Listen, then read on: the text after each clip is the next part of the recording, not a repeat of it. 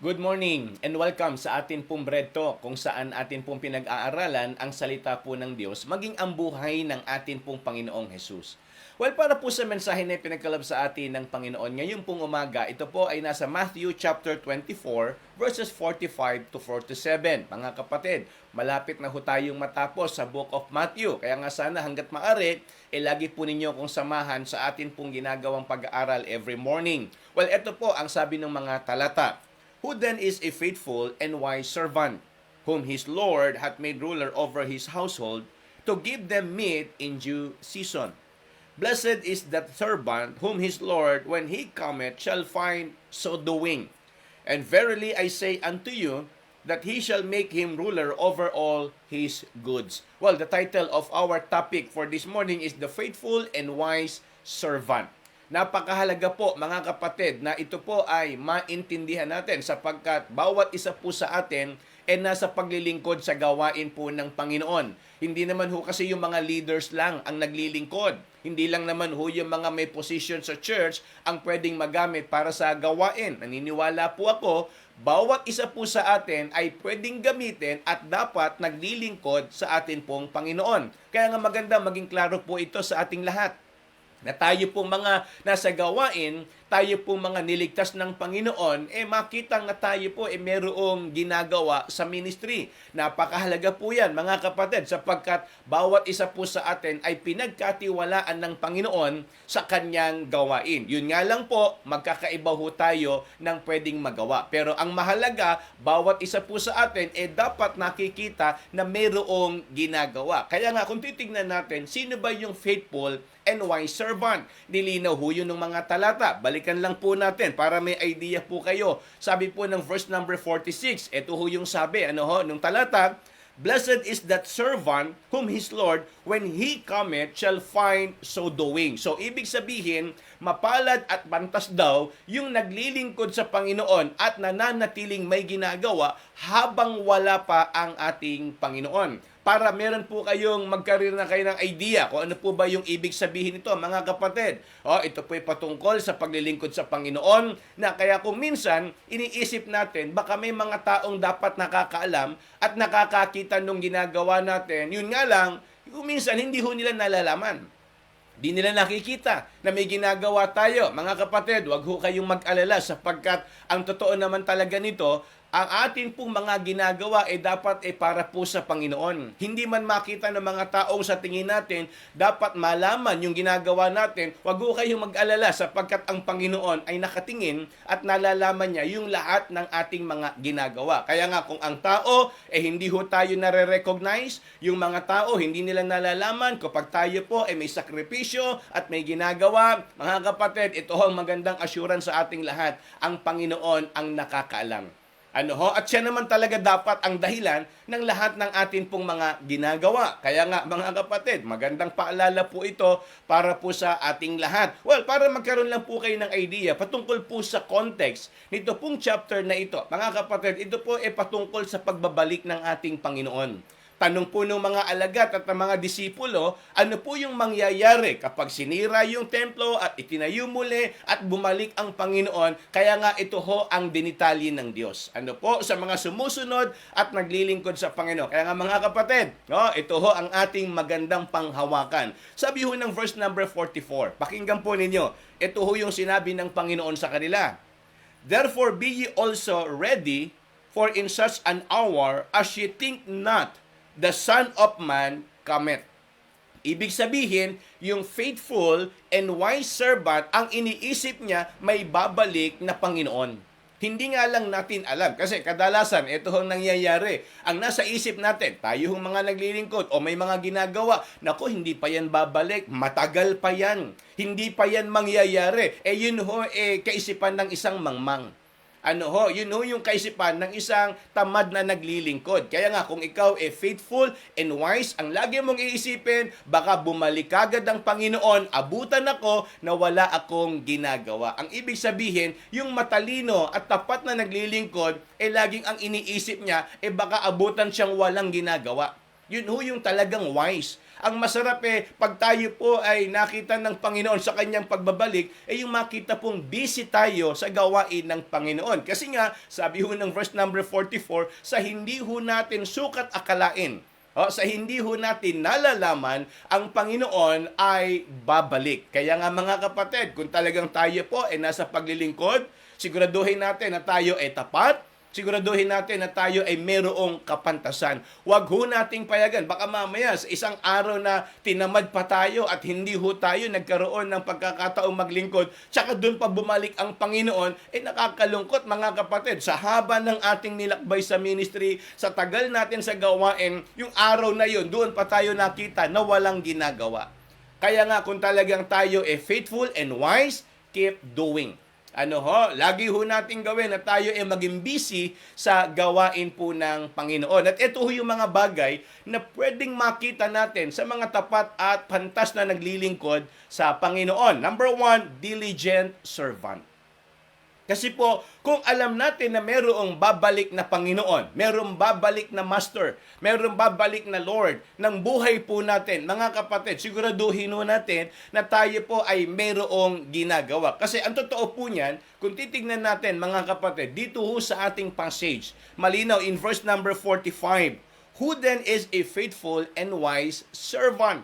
Ang tanong po kasi rito, sino ba yung tapat?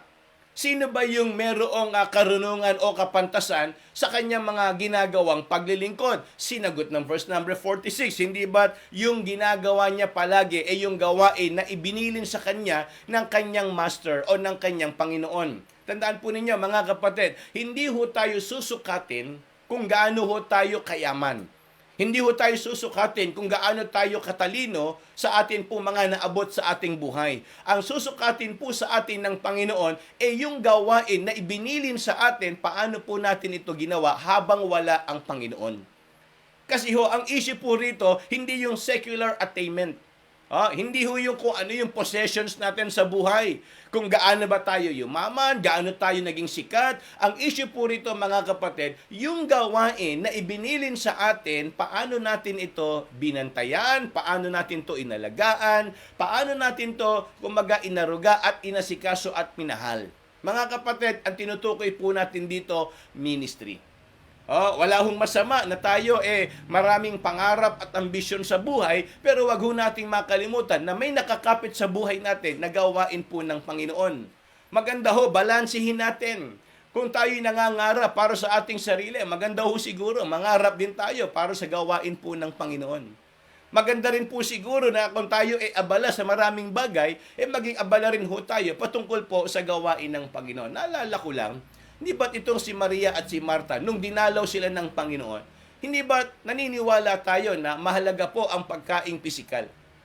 Mahalaga po ang pangangailangang pampisikal. Kailangan ho natin ng damit. Kailangan ho natin ng makakain. Kailangan ho natin ng matutuluyan. So ang lahat ng yan, normal na kailangan ho ng lahat ng tao.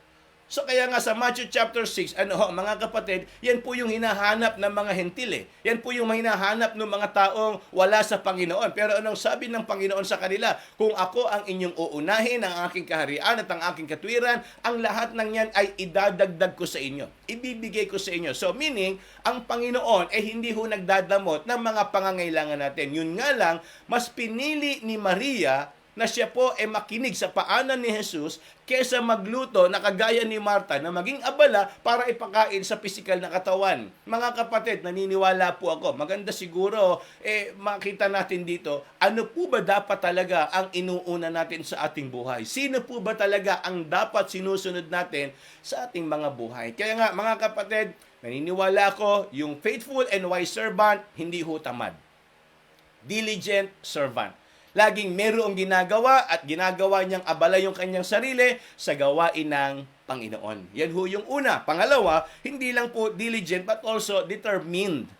Kasi po, ito ho ang dilema niyan. Alam niyo kung ano po, habang tayo ay naglilingkod at hindi pa bumabalik ang Panginoon, yung isip natin at pakiramdam natin pwedeng gamitin ng kaawayan para tayo dayain sa atin pong ginagawang paglilingkod. Yung pakiramdam ba na, naku, hindi pa babalik ang Panginoon, matagal pa yan, magpahinga ka muna, tumigil ka muna, bumalik ka na lang ulit. Yan ho yung pwedeng mangyari sa atin. Pangalawa, kapag nakakita naman tayo ng mga pwedeng nakakatisod, gagawin ng kaaway, ilalagay sa isip natin yan para tayo po manlamig at hindi na ho natin gawin kasi wala pa naman ang Panginoon Baka pag malapit na lang siyang bumalik at marami na ako nakitang senyales, tsaka ako maglilingkod. Tandaan po ninyo, ang pagbabalik ng Panginoon parang isang magnanakaw na walang nakakaalam ng kanyang pagdating. So sa madaling salita, mga kapatid, yung determined, dumating man ang Panginoon o hindi sa kanyang buhay, sa kanyang lifespan, mga kapatid, ang mahalaga, may ginagawa pa rin sa gawain ng Panginoon. Kasi ganito po lipat noon pa lang pinag-uusapan na yan. ng pagbabalik ng Panginoon malapit na. Sabi ko nga bata pa lang ako sa ministry, narinig ko na po yan na malapit nang bumalik ang Panginoon. Nandiyan yung mga pinag-aaralan, yung mga kung ano-anong senyales, yung mga nangyayari sa paligid. Di ba? Nung pumasok itong year 2000 na to, nagkaroon ng Y2K, marami mga sinabi na, naku, talaga magkakaroon na ng pagbabalik ng Panginoon. Lahat ng yon narinig natin, naisip natin, pero hindi pa nangyari. Pero ganun pa man, ang mahalaga, yung siguradong babalik ang Panginoon. Hindi man tayo sa buhay natin abutan ng ganung kalagayan, basta ang mahalaga, tayo po ay merong ginagawa. Tandaan po ninyo, huwag tayong padistract sa mga nakikita, nararamdaman at naririnig natin sa paligid. Ang atin pong dapat focus, mga kapatid, sa Panginoon po lamang.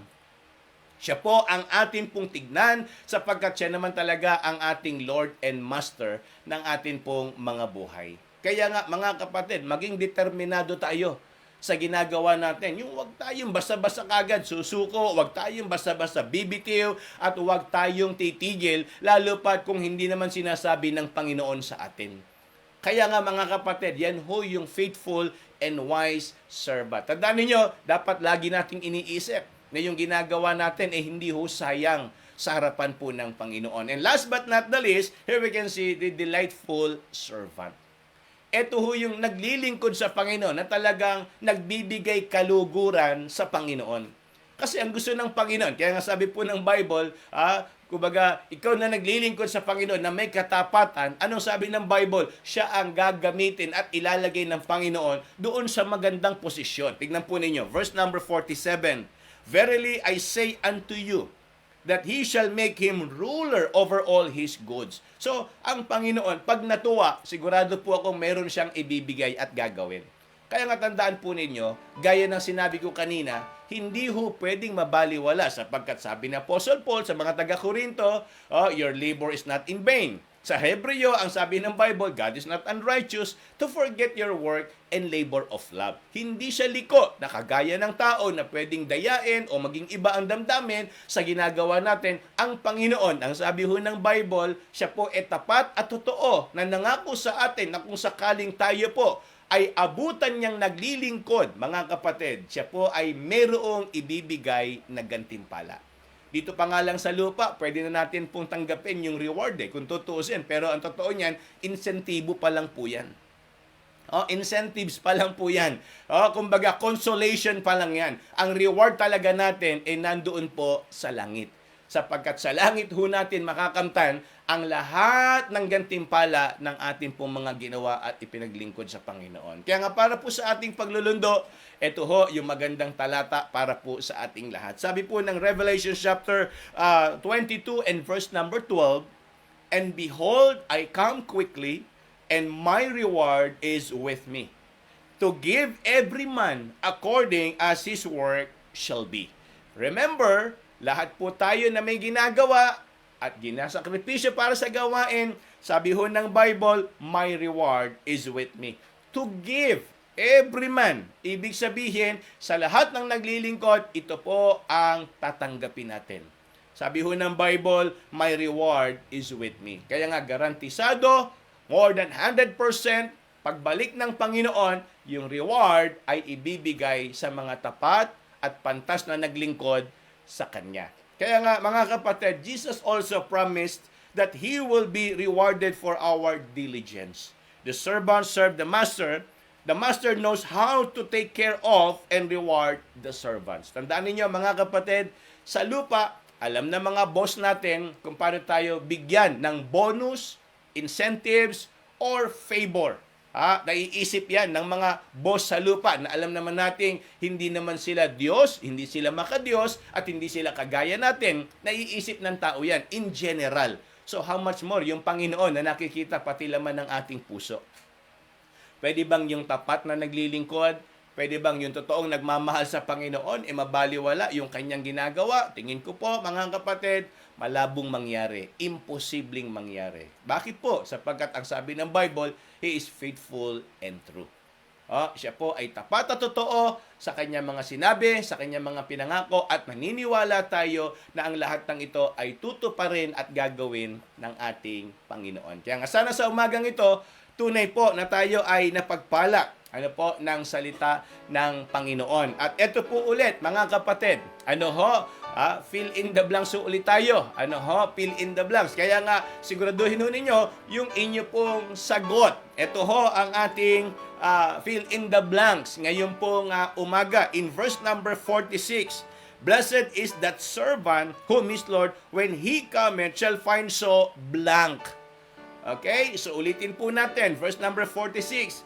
Blessed is that servant whom his Lord, when he cometh, shall find so blank. Ano po yung salita na sinabi po doon sa talata na yon? Yung pinakadulong salita. Yun po ang ating trivia for this morning. At ito naman po ang mga sumagot ng tama kahapon. Ayan, mga kapatid, linawin natin.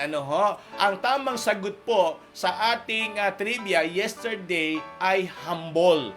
Hindi humblet. Humble. Kaya yung mga sumagot ho ng humblet, congratulations lang po sa inyo dahil masipag po kayo at sumagot kagad kayo. Pero ang dapat i-congratulate yung mga sumagot na humble. Sila po ang humble. Yan, no? Yung mga sumagot ng humble, sila po ang humble. Yun po yung correct word na dapat ilagay po natin doon sa ating fill in the blanks. Ayan. Ito po ang mga sumagot ng tama. Ayan, linawin natin ha. Hindi humblet, humble. Kasi sentence po yan, mga kapatid. Alright, ang unang sumagot ng tama, mabihira, talagang blessing to. Number 1 ay si Sister Eliza. Ayan, so Sister Alay ang number 1. At siya po ang sumagot ng tama. Alam ko, siya rin ang sumagot ng humblet. Pero naunang sinagot niya yung humblet, pero kaya lang, nakasagot uli siya ng humble. Ayan. So, kaya congratulations, Sister Alay. And then, ang number 2 natin ay si Ate LB. Ayan. Ate LB, congratulations po sa inyo. At kayo po ay number 2 kahapon sa ating trivia. And then, number 3 natin ay si Ninang Flor. Pambihira naman talaga. Parang ito yung mga nakakapanibago rito. Parang mas mahirap yata yung fill in the blanks kaysa ron sa mga ibinibigay nating trivia noon kasi mga dami nagkamali. So, congratulations kay Sister Alay. Congratulations kay Ate LV at kay Ninang Flor. Palakpakan po natin sila. Ayan. Congratulations po sa inyo at nawa kayo po ang palain ng Panginoon. At eto pa po, mangilan-ngilan lang ang nakasagot ng tama. Ang pang-4 po natin ay si Ninang Alice at ang pang-5 po natin ay si Ninang Ana. Congratulations! Dahil hindi ho tayo naka-top 10, top 5 lang, kayo po ang sumagot ng tama. Humble! Congratulations po sa inyo. At ibig sabihin, kayo yung mga humble. So kaya maraming salamat po sa inyo. At ganun pa man sa mga sumagot ho ng mali, maganda ho siguraduhin muna ho natin yung isasagot natin. At baka mamaya, nakita nyo lang may sumagot nung una, ginaya nyo na po. Mga kapatid, talagang siguraduhin nyo po muna bago kayo sumagot. Malaking bagay po kasi na nauna na kayo, tama pa yung sagot ninyo. Kaysa naman nauna kayo, na mali naman ho ang inyong naging kasagutan. But ganun pa man, siyempre para sa akin, masaya pa rin ako kahit mali ho ang sagot ninyo kasi nag-effort ho kayo. Ginawa nyo ng paraan na kayo maging bahagi pa rin ng ating trivia. Siyempre, masaya pa rin tayo na nakikita natin yung mga kapatid natin na nakikibahagi po sa ating ginagawang pag-aaralan. So, ganun pa man, gusto nating batiin ng magandang umaga ngayon si Ate Vilma. Diyan po yan sa Valenzuela. Good morning, Ate Vilma. At maging si Sister Joy and Brother Michael Pereira from Oman. Yan, good morning sa inyo dito sa Pilipinas. Ayan, magandang umaga sa inyo dyan. At nawa patuloy kayong gabayan ng Panginoon. Thank you rin kay Ate Tessie Lopez. Kasama niya si Ma'am Grace Season. Ayan. Hello, Ma'am Grace Season. Good morning po sa inyo. At sana kayo po nasa maayos na kalagayan dyan. At sana po madalas po ang inyong pagsama sa amin sa pag-aaral ng salita po ng Panginoon. Good morning po kay Ma'am Grace.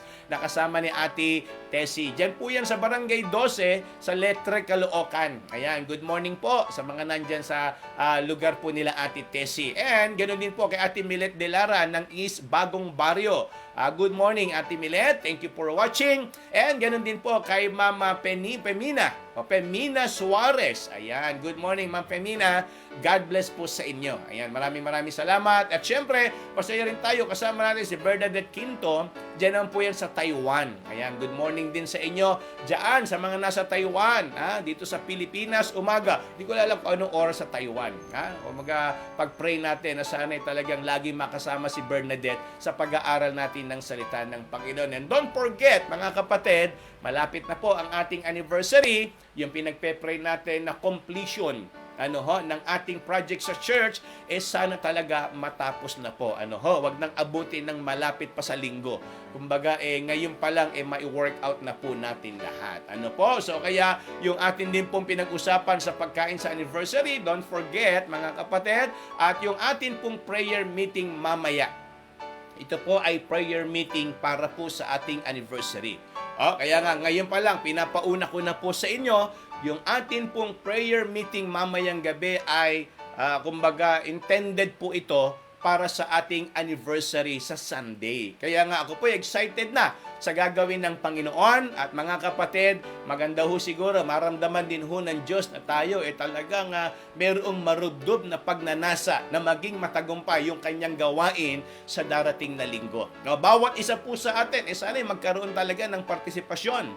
Mapa-online man yan, mapa-face-to-face man yan, maramdaman ng Diyos na tayo bahagi ng selebrasyon, bahagi tayo ng tagumpay ng gawain ng Panginoon. Kaya nga akin pong inaaniyan, lahat ng mga kapatiran, mamaya po, samahan nyo kami sa atin pong gagawing prayer meeting o prayer time. Sa Sunday na po, yung ating anniversary. At don't forget, ang ating call time is 4 to 4:30. Pero ang start po ng ating program ay 5 p.m.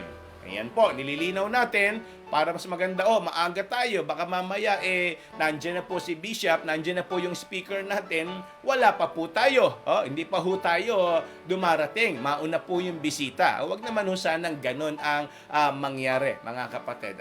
So kaya again, ito po ay paalala para po sa ating lahat. At wag din nyo makalimutan na isama sa pananalangin si Kapleo Kagawan, si Nanay Tahuna, Nanay Olivia Tahuna, and then si Kuya Ray Cortez, si Mami, si Sir Len, at ako po, yung aming family, si Nanay Bilen, yung mother ko po, at Pastor Jun Bertos. Sama ho natin sa prayer at si Picture Chris. Patuloy natin siyang ipanalangin na paggalingin ng Panginoon. At si Tatay Tomas Beltran, ipag-pray natin na talagang gumawa rin ng Diyos sa kanyang buhay, sa kanyang kalusugan. Again, sa lahat na dyan ngayon pong umaga, maraming pong salamat. Ingat po tayo palagi and good morning to everyone.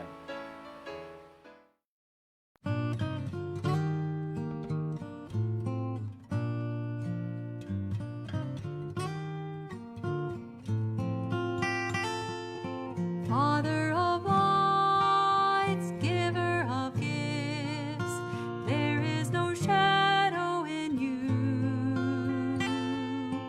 Author of life, fountain of grace, each morning your mercies are new. And you never change, and you never lie. Age to age you are the same.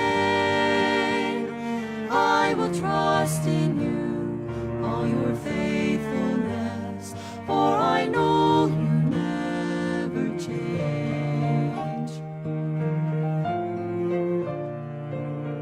Father of love, source of all good, tower of strength and my shield, when you gave your Son for those who rebel, your love for the world was revealed.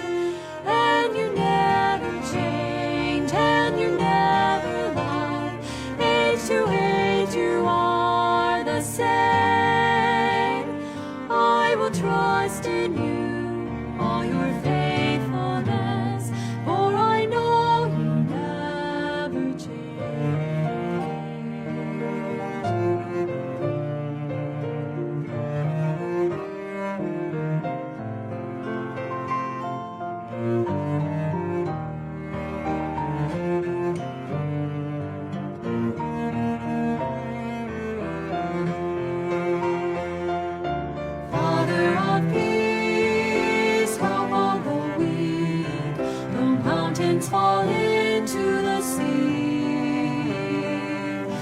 tempest may rage.